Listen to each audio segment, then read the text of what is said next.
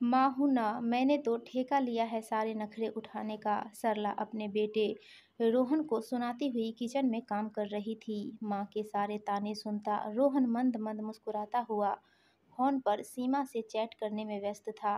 उमेश ने माँ बेटे की अक्सर होने वाली तानेबाजी का आनंद उठाते हुए धीरे धीरे हंसते हुए बेटे से कहा, वैसे तुम परेशान तो बहुत करते हो अपनी माँ को, चुपचाप नाश्ते में पोहा खा लेते तो इतने ताने क्यों सुनते। अनु को देखो, जो माँ देती है आराम से खा लेती है बिना कोई नखरा किए।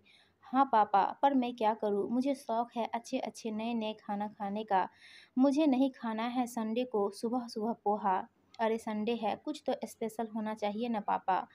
किचन से ही सरला की आवाज़ आई, हाँ हाँ बना रही हूँ, कितना स्पेशल खाओगे संडे को। रोहन हंस दिया। यह रोज का तमाशा था। खाने पीने का शौकीन रोहन सरला की नाक में दम करके रखता था।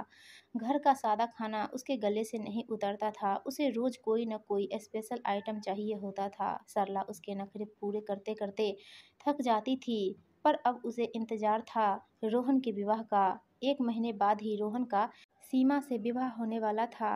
रोहन और सीमा की 2 साल की दोस्ती प्रेम में बदली तो दोनों ने विवाह का निर्णय ले लिया था। दोनों के परिवारों ने इस विवाह पर अपनी सहमति सहर्ष प्रकट की थी। सरला को इस बात की खुशी थी कि रोहन के नखरों से छुट्टी मिलेगी। रोहन स्वभाव से मृदुभाषी सभ्य लड़का था, पर खाने के मामले में वह कभी समझौता नहीं करता था। जो मन होता था वही चाहिए होता था। आजकल सरला का रात दिन यही कहना था, कर लो थोड़े दिन और नखरे, बीवी आएगी ना तो सुधार देगी, अब आएगा मजा, पता चलेगा ये सारे नखरे माँ ही उठा सकती है। सीमा से जब सरला मिली तो मधुर स्वभाव, शांत, हंसमुख, सुंदर, मॉडर्न सीमा उसे देखते ही पसंद आ गई। उमेश एक कंपनी में मैनेजर थे। अनु रोहित से 4 साल छोटी थी, वह अभी पढ़ रही थी। उमेश और अनु को भी सीमा पसंद आई थी। सीमा अच्छे पद पर कार्यरत थी। विवाह की तिथि नजदीक आती जा रही थी और सरला का अब आएगा मजा कहना बढ़ता ही जा रहा था। हंसी मजाक और उत्साह के साथ तैयारियां जोरों पर थी। रोहन ने एक दिन कहा, माँ आजकल आप बहुत खुश दिखती हैं, अच्छा लग रहा है। उमेश और अन्नू भी वहीं बैठे थे। उमेश ने कहा, हाँ सास जो बनने जा रही है। सरला ने कहा, नहीं, मुझे बस उस दिन का इंतजार है जब रोहन खाने के साथ समझौता करेगा तो मैं कहूँगी, बेटा सुधर गए ना।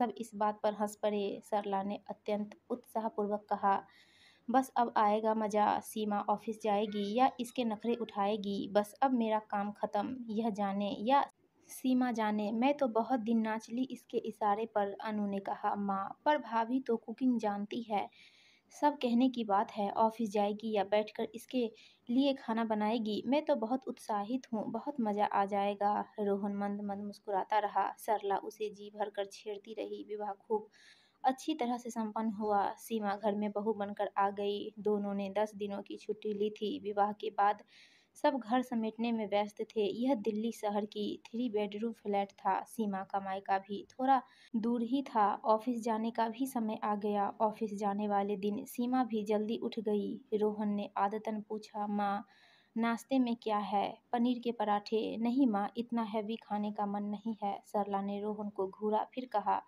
सबका टिफिन तैयार कर दिया है, टिफिन में पनीर की सब्जी बनाई थी तो यही नाश्ता भी बना लिया। सीमा ने कहा, अरे माँ आपने क्यों सब बना लिया, मैं तैयार होकर आ ही रही थी। कोई बात नहीं सीमा, आराम से हो जाता है सब, तुम्हें ऑफिस भी जाना है ना।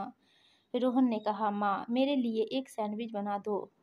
सीमा ने कहा, हाँ मैं बना देती हूँ, कितना टाइम लगेगा, झट से बन जाएंगे। अचानक एक ही पल में रोहन और सरला ने एक दूसरे को देखा। आंखों में कई सवाल जवाब हुए। अनु भी वहीं खड़ी थी। उसने रोहन को देखा और फिर दोनों हंस दिए। मैं 2 मिनट में बनाकर लाई कहकर सीमा किचन में चली गई। माँ की मुस्कुराहट जेब भरी थी, जबकि बेटी की मुस्कुराहट में शरारत थी। उम्मीद से जल्दी ही सीमा सैंडविच बना लाई।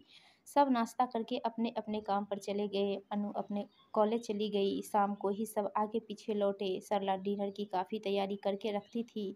डिनर पूरी तरह से रोहन की पसंद का था तो सबने खुशनुमा माहौल में खाना खाया। 3-4 दिन और बीते। सीमा सरला के काम में भरकस हाथ बटाने लगी थी। एक दिन डिनर के समय रोहन ने कहा, मैं नहीं खाऊंगा यह दाल सब्जी। सरला ने रोहन को घूरा। चुपचाप खा लो, 9 बज रहे हैं, अब क्या कुछ और बनेगा? नहीं माँ, यह दाल सब्जी मैं नहीं खाऊंगा। खाना पूरी तरह से लग चुका था। सीमा के सामने यह दूसरा ही मौका था। माँ बेटे एक दूसरे को घूर रहे थे। सीमा ने कहा, अच्छा बताओ रोहन, क्या खाना है? कुछ भी चलेगा, पर यह नहीं। ऑमलेट बना दूँ? हाँ, अच्छा रहेगा। साथ में एक कॉफ़ी भी मिलेगी। हाँ, क्यों नहीं, आप लोग बैठो, मैं अभी बनाकर लाई। रोहन सरला को देखकर मुस्कुराने लगा तो वह भी हंस ही दी। सीमा बहुत जल्दी सब बना लाई। बातों बातों में सीमा ने कहा, माँ रोहन आपको बहुत परेशान करते हैं ना, मैं ही इनकी पसंद का कुछ न कुछ बनाती रहूंगी, आपका काम भी हल्का रहेगा। सरला ने हाँ में गर्दन हिला दी। एकांत में उमेश ने कहा, सरला तुम्हें तो बहुत अच्छी बहू मिल गई है। हाँ, पर यह थोड़े दिन के शौक है, उसके नखरे उठाना आसान बात नहीं है। रविवार सबकी छुट्टी ही रहती थी, इस दिन कुछ स्पेशल ही बनता था। सीमा ने सुबह ही सरला से कहा, रविवार कुछ स्पेशल बनता है न माँ, आज मैं ही बनाऊंगी, आप इस दिन आराम करना। नहीं बेटा, मिलकर बना लेंगे, पूरा हफ्ता तुम्हारी भी तो भागदौड़ रहती है। रोहन वहीं आकर बैठता हुआ बोला, हाँ माँ, आप वीकेंड पर थोड़ा आराम कर लो, आपको भी तो आराम मिलना चाहिए। सरला को बेटे बहू की यह बात सुनकर अच्छा लगा। सीमा ने पूछा, माँ नाश्ते में क्या बनेगा? रोहन ने फौरन कहा, बढ़िया सैंडविच। और लंच में? सरला ने कहा, मैंने छोले भिगोए थे रात में। नहीं माँ, आज नहीं, पिछले संडे भी खाए थे, कुछ और खाऊंगा।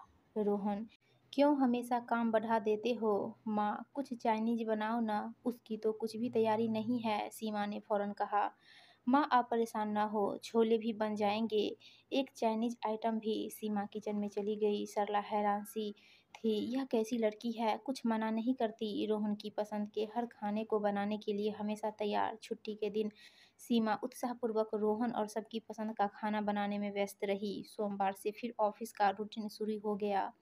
जैसे ही सीमा को अंदाजा होता कि नाश्ता खाना रोहन की पसंद का नहीं है, वह झट से किचन में जाती और कुछ बना लाती। सरला हैरान सी सीमा की एक एक बात नोट कर रही थी। 3 महीने बीत रहे थे, इतने कम समय में ही सीमा घर में पूरी तरह हिल मिल गई थी। सरला को उसका रोहन का इतना ध्यान रखना बहुत भाता था। पिछले कुछ सालों से किसी न किसी शारीरिक अस्वस्थता के चलते सरला खाना इस तरह से बना रही थी कि उसे किचन में ज़्यादा न खड़ा होना पड़े, इसलिए नई चीज़ें तो घर में बननी लगभग छूट ही चुकी थी। अब सीमा घर में आई तो किचन की रूपरेखा ही बदल गई। उसे हर तरह का खाना बनाना आता था।